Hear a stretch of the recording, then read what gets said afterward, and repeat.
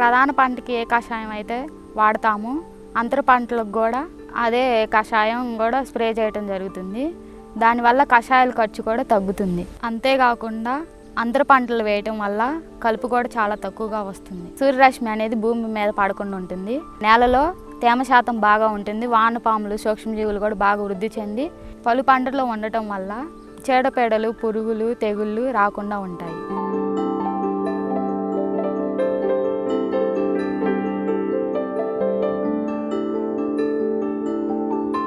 సాగు చేసే రైతులకు స్థిర ఆదాయం సమకూరాలంటే పలు పంటల విధానాన్ని అనుసరించాలి. ఇలా అయితే ఒకటి దెబ్బతిన్నా మిగిలిన పంటలు రైతును ఆదుకునే పరిస్థితి ఉంటుంది. రైతు మల్లేశ్వరి అదే చేశారు. 4 ఏళ్లుగా ప్రకృతి పద్ధతిలో సాగు చేస్తున్నారు. తనకు 1.5 ఎకరా భూమి ఉంది. ఎకరా విస్తీర్ణంలో బత్తాయిని ప్రధానంగా చేసుకుని ఇతర పంటలు సాగు చేస్తున్నారు. అందరికీ నమస్కారం. నా పేరు మల్లేశ్వరి. పల్నాడు జిల్లా బెల్లంకొండ మండలం నందరేజపాలెం గ్రామం. మాది వ్యవసాయ ఆధారిత కుటుంబం. మేము 15 సంవత్సరాల నుంచి వ్యవసాయం చేస్తున్నాము. మాకు వచ్చేసి ఓన్ ల్యాండ్ 1.5 ఎకరా ఉంది. గతంలో మేము పత్తి, మిరప వేసేవాళ్ళము. వాటికి ఎక్కువ పురుగు మందులు, మందు కట్టలు ఎక్కువ వాడేవాళ్ళము.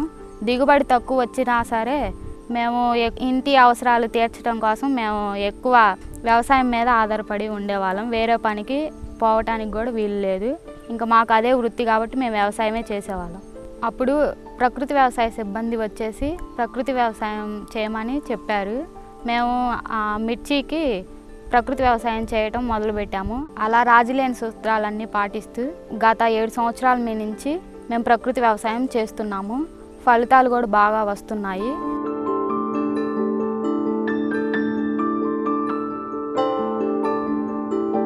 ఏటా తొలకరికి ముందు PMDSతో సాగు ప్రారంభించి వరుసగా ఖరీఫ్, రబీలో పలు రకాలైన అంతర పంటలు వేసుకుంటున్నారు.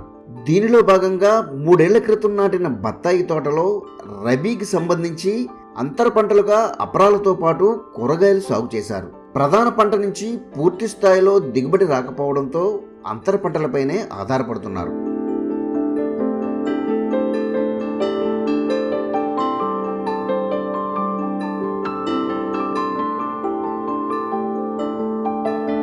దీంతో పాటు 10 సెంట్ల విస్తీర్ణంలో పలు రకాలైన కూరగాయలు, ఆకుకూరలతో పాటు దుంపజాతులు నాటుకున్నారు.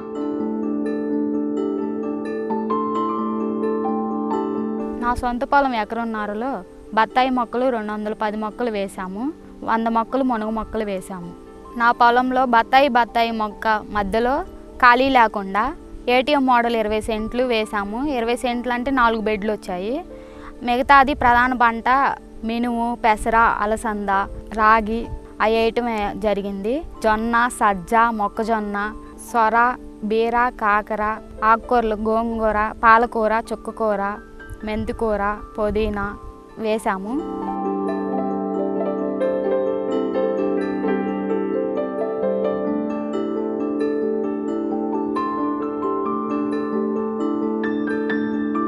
ఈ విధంగా సాగు చేసిన పంటలకు 15 రోజులకు ఒకసారి ద్రవజీవామృతాన్ని పిచికారీ చేసుకుంటున్నారు.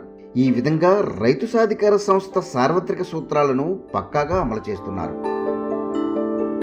ప్రతి 15 రోజులకు ఒకసారి ద్రవజీవామృతం పారించాము.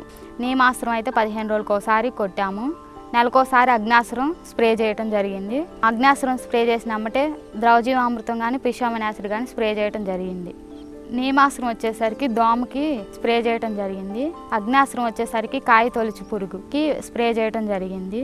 ద్రవజీవామృతం వచ్చేసరికి వాటర్ అమ్మటే బెట్టకు రాకుండా మొక్క హెల్దీగా ఉండటానికి ప్రతి 15 రోజులకు ఒకసారి పారించడం, స్ప్రే చేయడం జరిగింది. ఘనజీవామృతం ఏమో మొక్క గ్రోతింగ్కి బాగా రావడానికి ఘనజీవామృతం 400 కేజీలు వేయటం జరిగింది. ఈ క్రమంలో వివిధ రకాల పంటల నుంచి సమకూరిన కూరగాయలు, దుంపజాతులను సేకరించి ముందుగా తన ఇంటి అవసరాలకు వినియోగించుకుంటున్నారు. అదనంగా లభ్యమైన వాటిలో ఎక్కువ శాతం ఇంటి వద్దే అమ్మకం చేస్తుండగా మిగిలిన వాటిని గ్రామంలోని స్టాల్లో విక్రయిస్తున్నారు. మినుము, పెసర పంటలను కోసి విక్రయించే విధంగా సిద్ధం చేసుకుంటున్నారు. ఈ విధంగా ఖరీఫ్, రబీల్లో సాగు చేసిన అంతర పంటల నుంచి 1 లక్షకు మించి నికరాదాయం సాధిస్తున్నారు. బత్తాయి మొక్కలు వచ్చేసి కాపుకి 3 సంవత్సరాలకు వస్తాయి. నేను వేసి 2 సంవత్సరాలు అవుతుంది. వాటి మధ్యలో మునగ మొక్కలు వేయడం జరిగింది. మునగ మొక్కలు వేసిన ఇంకా 2 నెలలకి కాపుకి వస్తుంది. మిగతా భూమి ఖాళీ లేకుండా మినుము, పెసర, కేటీఎం మోడల్ ఇవన్నీ వేసాము. నాకు ఇన్కమ్ అనేది వారం రోజులకి 3000 అలా వస్తుంది. భూమి అనేది ఖాళీ లేకుండా ఏ ఒక పంటలు ఉంటా ఆదాయాలు తీసుకుంటాను. ఖరీఫ్లో వచ్చేసరికి బంతి, సొర వేశాను. వాటిల్లో ఖర్చులు పాను ఆదాయం 70,000 వచ్చాయి. రబీలో ఏటీఎం మోడల్ 20 సెంట్లు మినుము, పెసర, అలసంద వేశాము. వాటిల్లో ఖర్చులు పాను సంవత్సరం మొత్తం మీద 1,30,000 ఆదాయం వస్తుంది. మల్లేశ్వరి భర్తకు టైలర్గా జీవనోపాధి తగ్గడంతో ఇద్దరూ ఈ పంటలపైనే ఆధారపడుతున్నారు. దీంతో నిరంతరం కష్టపడుతూ మెరుగైన ఫలితాలు సాధిస్తున్నారు.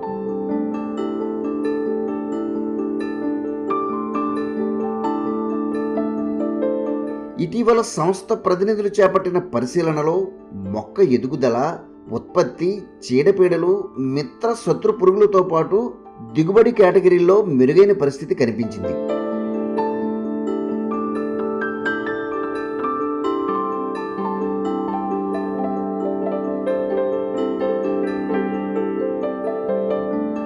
ఈ విధంగా అనుకూలమైన ఫలితాలు సాధిస్తున్న రైతు మల్లేశ్వరిని తోటి రైతులు అనుసరించేందుకు ముందుకు వస్తున్నారు.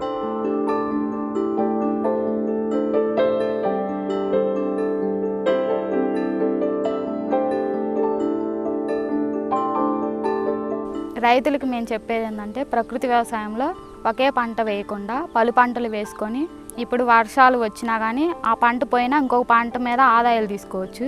తక్కువ ఖర్చుతో ఎక్కువ దిగుబడిని తీయవచ్చు. అదే కాకుండా మనం పండించుకున్న పంటలు మనం తినటం వల్ల ఆరోగ్యం కూడా బాగుంటుంది. నెక్స్ట్ ఫ్యూచర్కి కూడా మంచి నేలను అనేది మనం అందించగలుగుతాము.